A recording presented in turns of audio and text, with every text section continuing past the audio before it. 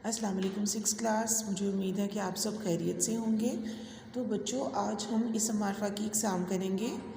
खोलते हैं अपनी बुक। बच्चों, आपने इसम मारफा की एग्ज़ाम जो मैं आपको समझाऊंगी, आपने उनको अपनी उर्दू की कापी पर बैक साइड पर लिख लेना है। आपको मालूम है ना कि हम बैक साइड पर लैंग्वेज का काम कर रहे हैं।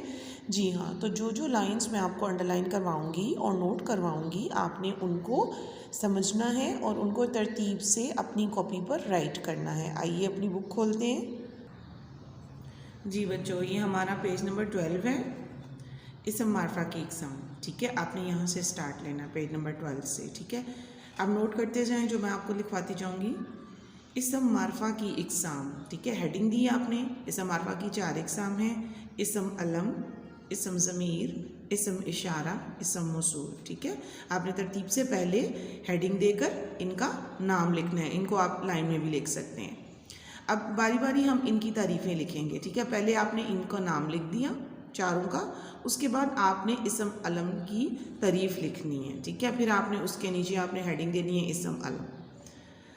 अलम के लफ्ज़ी मायनी निशान और अलामत के हैं। कवायद की रूह से इसम अलम से मुराद वो मखसूस नाम हैं जो मकामात की अमूमन और अशख़ास की खसूसन, ठीक है, पहचान का काम देते हैं। ठीक है, ये लाइन मैंने आपके लिए कुछ थोड़ी सी काटी है, इसको आप अमूमन और खसूसन लिख सकते हैं। जो मकामात की अमूमन और अशख़ास की खसूसन पहचान का काम देते हैं। ठीक है, तो ये बच्चों इसम अलम की तारीफ़ है। ठीक है, इसम अलम से मुराद वो मखसूस अस्मा हैं जो मकामात की अमूमन और अशख़ास की खसूसन पहचान का काम देते हैं। आपने इन्हें लिखना भी है और याद भी करना है। ठीक है, आइए अब इसम ज़मीर की तरफ चलते हैं। इसम ज़मीर हमारे नेक्स्ट पेज पे है। बच्चों, इसम ज़मीर सफ़ा नंबर 14 पर है। ठीक है, नेक्स्ट आप हेडिंग देंगे इसम ज़मीर। वो इसम हैं जो किसी दूसरे इसम की जगह तकरारे लफ्ज़ी से बचने के लिए इस्तेमाल किया जाए। इसम ज़मीर के इस्तेमाल से तहरीर में खूबसूरती और रवानी आ जाती है। ठीक है, पहले ये इसकी तारीफ़ है, उसके बाद उसकी मिसाल है। ठीक है, इसम ज़मीर आपको मालूम है ना बच्चों, ये वो लफ्ज़ होता है जो किसी नाम की जगह हम मुसलसल तकरार से बचने के लिए इस्तेमाल करते हैं। ठीक है, जैसे मैं, आप, वो, हम वग़ैरह। ठीक है, ये आपने इसकी तारीफ़ लिखनी है यहाँ तक और याद भी करनी है। उसके नीचे आपने मिसाल भी लिखनी है और याद करनी है। जैसे हमारे प्यारे नबी हज़रत मोहम्मद सल्लल्लाहु अलैहि वसल्लम अरब के शहर मक्का में पैदा हुए। आप सल्लल्लाहु अलैहि वसल्लम का सिलसिला नसब हज़रत इस्माइल तक जा पहुँचता है। आपका ताल्लुक़ अरब के मशहूर कबीला कुरैश से था। आप सल्लल्लाहु अलैहि वसल्लम के वालिद का नाम अब्दुल्ला था, जो आपकी पैदाइश से चंद माह कबल इंतकाल फरमा चुके थे।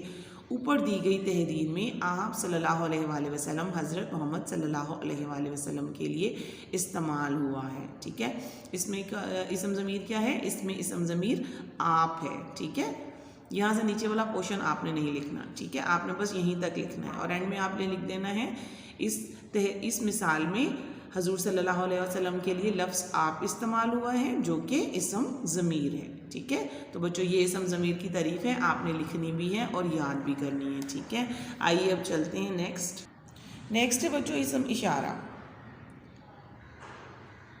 ये जो तहरीर मैं आपको लिखवाऊंगी ना बच्चों, अंडरलाइन आपने उतना ही लिखना है। ठीक है, पहले आपने इसकी तारीफ़ लिखनी है। वो इसम है जो किसी चीज़, शख्स या जगह की तरफ इशारा करने के लिए बोला जाए और किसी इसम की दूरी या नज़दीकी हम पर ज़ाहिर करे।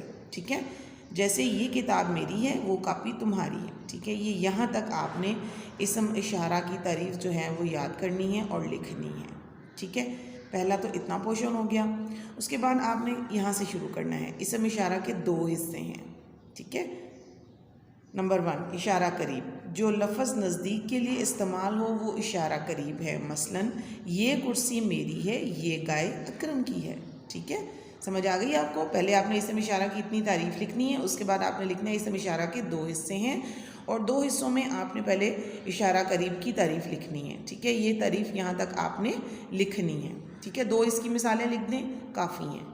उसके बाद इशारा बैद। बैद बच्चों दूर को कहते हैं। वो अल्फाज जो दूर के इशारे के लिए इस्तेमाल किए जाएं और इशारा बैद कहलाते हैं। मसलन वो घर खूबसूरत है और उस घर का मालिक कौन है। ठीक है, आपने देखा इसमें किसी चीज़ की तरफ इशारा किया जा रहा है, यानी कि दूर की चीज़ की तरफ। तो आपने क्या करना है, इसकी तारीफ भी लिख लेनी है यहाँ तक और इसको याद कर लेना है। ठीक है, तो बच्चों आइए आगे हम चलते हैं नेक्स्ट इसम मौसूल की तरफ। बिल्कुल इसी के नीचे इसम मौसूल की तारीफ भी है।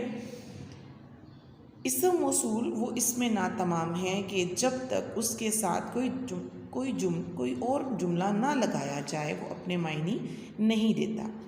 ये किसी इसम की हालत या कैफियत का पता बयान करता है। इसम मौसूल के बाद जो जुमला आता है उसे सिला कहते हैं। मसलन जैसा करोगे वैसा भरोगे, जहाँ रहो खुश रहो। इन जुमलों में जैसा जहाँ इसम मौसूल हैं और साथ आने वाले जुमले को सिला कहते हैं। ठीक है, यहाँ तक आपने इसम मौसूल की तारीफ जो है वो लर्न करनी है। पहले यहाँ इतना पोर्शन और फिर नेक्स्ट ये पोर्शन। ठीक है, तो बच्चों ये आपकी तारीफ थी इसम मारफा की, आपने इन्हें लर्न करना है और लिखना भी है। ठीक है, till the next lecture students, अल्लाह हाफिज़।